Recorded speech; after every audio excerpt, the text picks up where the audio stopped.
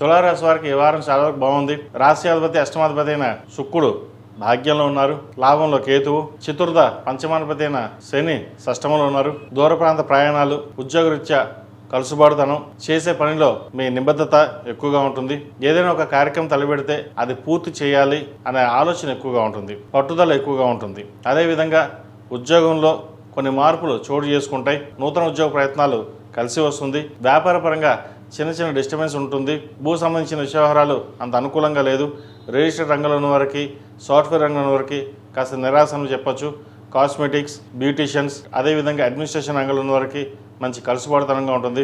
వైద్య వృత్తులు ఉన్న వారికి, టీచింగ్ ఫీల్డ్లో ఉన్న వారికి కాలం అనుకూలంగా ఉంటుంది. సంతానానికి సంబంధించిన వ్యవహారాలు సానుకూలంగా ఉంటుంది.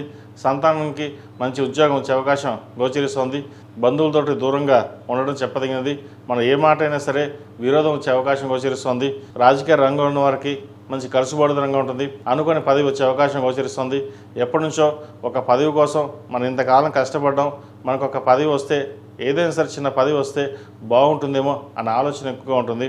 అది వచ్చే అవకాశం తప్పకుండా గ్రహతులు గోచరిస్తుంది. అదేవిధంగా వివాహ సంబంధించిన వ్యవహారాలు సానుకూల పడుతుంది. శుభకార్యాల నిర్వహణ కోసం ఖర్చును అధికంగా చేస్తారు. ఏదైనా సరే శుభకార్యం ఘనంగా చేయాలి, 10 మందిలో మనకంటూ ఏంటో చూపించుకోవాలి అనే ఆలోచనతో ముందుకు వెళ్తారు. అదేవిధంగా ఆరోగ్యరీత్యా చిన్న చిన్న డిస్టర్బెన్స్ ఉండే అవకాశం గోచరిస్తుంది. ఆరోగ్యం పట్ల కొంచెం జాగ్రత్తలు తీసుకోవడం చెప్పదగిన సూచన. ఈ రాశిలో జన్మించిన విద్యార్థులకు కొంతవరకు బాగుందని చెప్పచ్చు.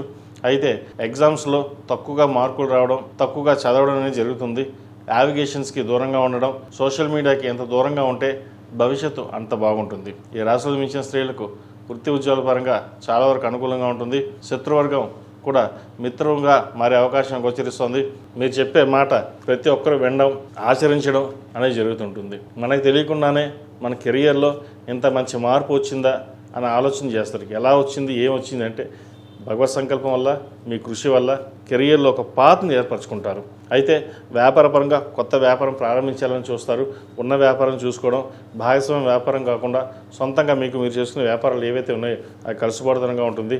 అయితే ప్రస్తుతం ఉన్న పరిస్థితుల్లో ఉన్న వ్యాపారం చూసుకోవడం, కొత్త వ్యాపారాల జోలికి వెళ్లకుండా ఉండడం చెప్పదగిన సూచన. ఈ రాశిలో జన్మించిన వారికి కలిసి వచ్చే సంఖ్య 6, కలిసి వచ్చే రంగు నావీ బ్లూ. ఏదైనా పని మీద బయటప్పుడు శుక్రవారం కానీ గురువారం కానీ వెళ్ళండి, మంచి ఫలితాలు సంప్రాప్తిస్తాయి. ఈ రాశి వారు ప్రతిరోజు ప్రతినిత్యం ఓం నమః శివాయ ఒత్తులతోటి, అరటినార ఒత్తులతోటి దీపారాధన చేయడం, మేధ దక్షిణావతి రూపు మెడలో వేసుకోవడం, సౌర కంకణం చేతికి ధరించడం చెప్పదగిన సూచన.